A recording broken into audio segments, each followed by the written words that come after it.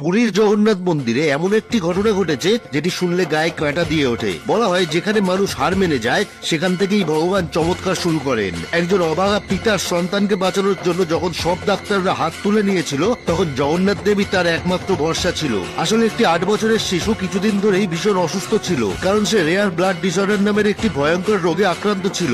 এরপর সে প্রায় 10 দিন কোমায় ছিল। 10 দিন ধরে তার শরীর নিথর হয়ে পড়েছিল।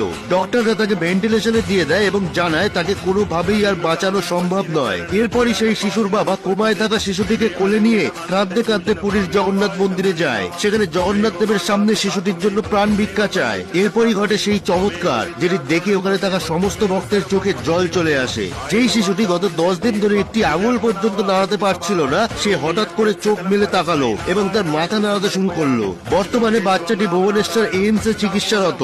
ডাক্তাররা জানিয়েছে ওকে পুরোপুরি সুস্থ করার আশা আছে। ঠিক এই কারণেই